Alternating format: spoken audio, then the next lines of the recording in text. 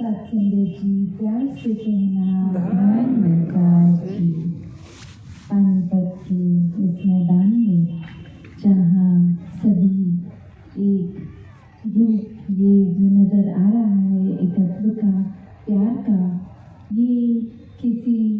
जाति पाति किसी भेदभाव के आधार पे कोई सेग्रीगेशन नहीं, सभी इस एक परमात्मा की संतान, एक चाहे तो किसी भी सोसाइटी के वर्ग से हों,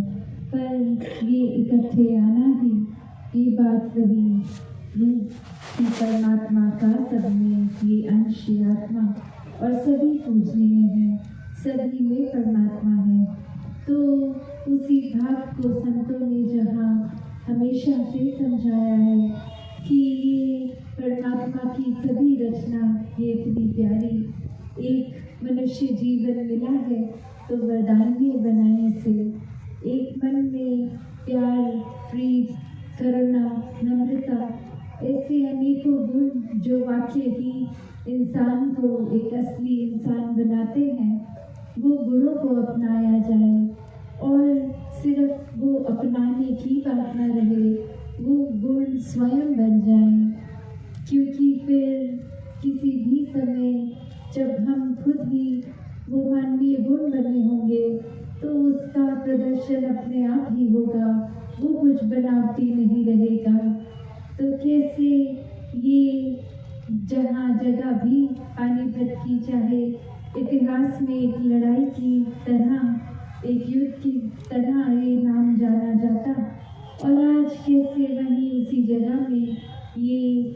सब इकट्ठे हुए हैं, मन में करुणा लिए, हर एक के लिए एक प्यार, एक जो संतों की एक तहसील होती है कि हर एक तक चैन अमन सुकून ही आए, हर कोई जीते जी अपने जीवन को सफल बनाए, हर कोई इस परमात्मा के साथ और गहराई से जुड़ता जाए, इसको जान ले, इसी को प्यार करे और फिर हर एक से ये स्वाभाविक प्यार हो जाता है।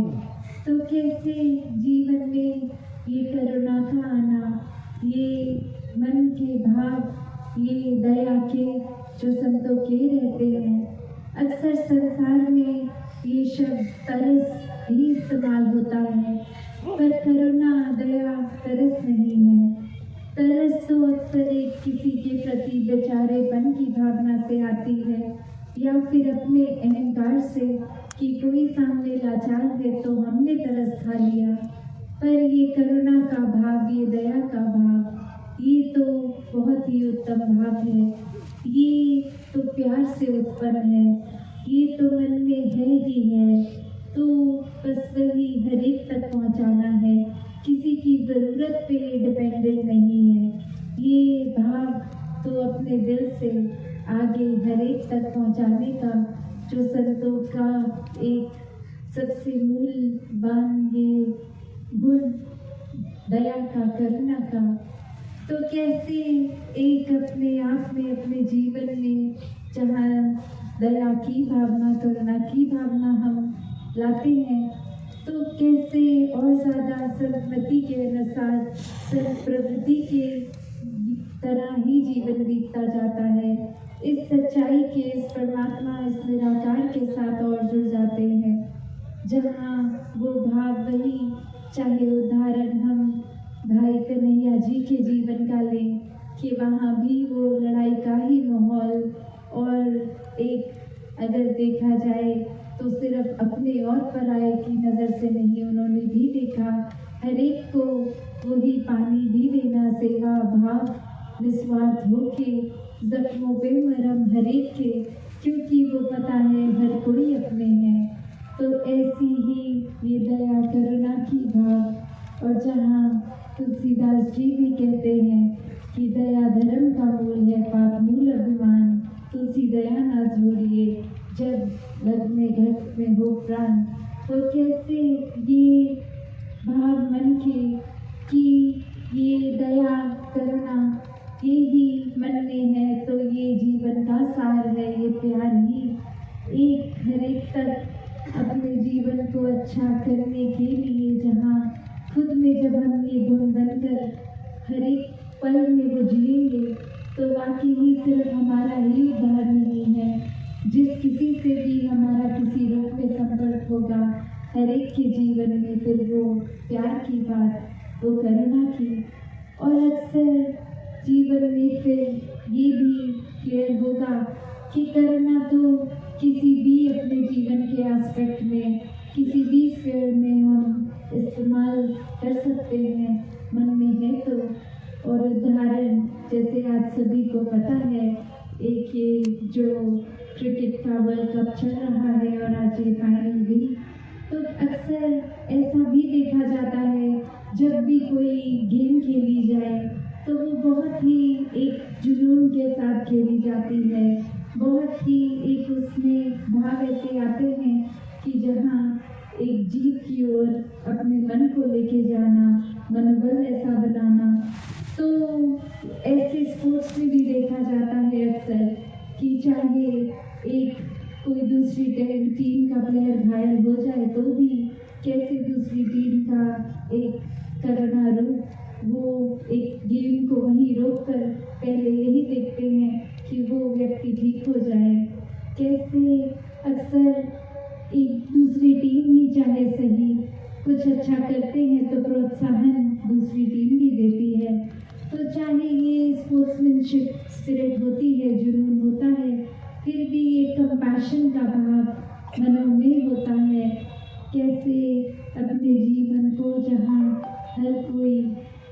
इस रूप में जीत सकते हैं,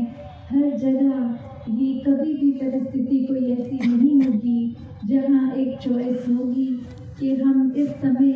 किसी के साथ करुणा दया से पेश आएं या फिर एक गुस्से से, एक बदसलूकी से। तो वो चुनाव हर समय होता है और हर समय किसी भी परिस्थिति में मन में करुणा का भाव रखा जा सकता है। अक्सर फिर ये भी सोच आती है कि हम अगर करुणा दया करते चले जाएं, सबके साथ मीठे बनते जाएं, तो कोई ना कोई हमारा अक्सर इस्तेमाल कर लेता है। तो भाव वही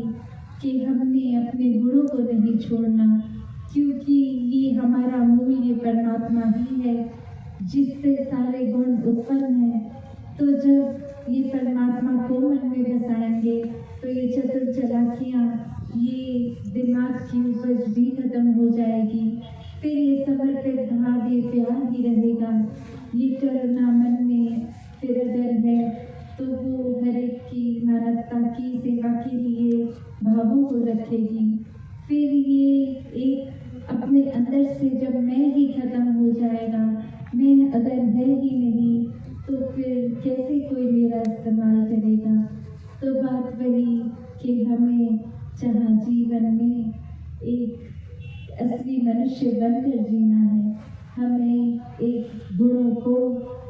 सिर्फ अपनाना ही नहीं, गुण बनना भी है।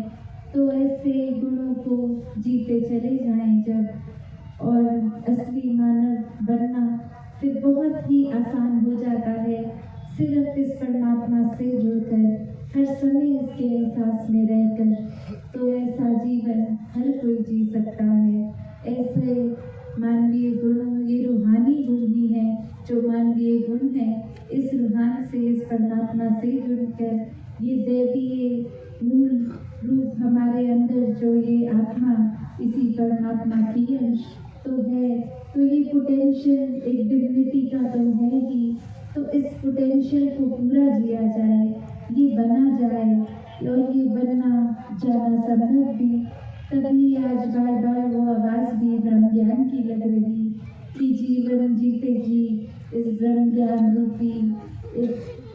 रोशनी को प्राप्त कर लें, ताकि ये जीवन फिर पूरी तरह मुकम्मल जीवन बन सके। हर समय में एक अपने आप को जबरदस्ती कोई गुण नहीं डालने पड़ेंगे, एक गुणों की खान खुद बना उस समय जाएगा। और आध्यात्मिक रूप से भी जब इस परमात्मा से ये कनेक्ट स्पिरिचुअली होगा रहेगा, तो फिर एक मन में, जीवन में वही लहर हमेशा की रहेगी, वो रोशनी हमेशा की। फिर हर पल में चाहे कैसी परिस्थिति हो, ये रास्ता सही मार्ग यही रहेगा। मन भटकेगा नहीं, मन में वो क्लैरिटी का आना कि कैसे एक जीवन में वही चुनना है जो एक है, जो ये सच्चाई है, जो ये परमात्मा है। फिर एक ये मन में वैसे भाव नहीं होंगे कि किसी के सामने अच्छा सिर्फ बनना है, पीठ पीछे उन्हीं की निंदा चुगली नहीं। फिर वो बात समझ आ जाती है कि सभी अपने हैं, सभी में परमात्मा है, सभी सर्वश्रेष्ठ है। तो अपने जीवन में हर एक का वो आदर करना एक स्वाभाविक हो जाएगा। एक प्यार से उत्पन्न कंपैशन, ये करुणा हर एक तक पहुँचेगी। तो जहाँ परमात्मा ही ईश्वर ही प्यार है, ये निराकार रूपी प्यार को अपने जीवन में अपना लें, ताकि फिर इसी से उपजे हर गुण को हम जी सकें। तो दासी और समय ना लेके इन्हीं शब्दों से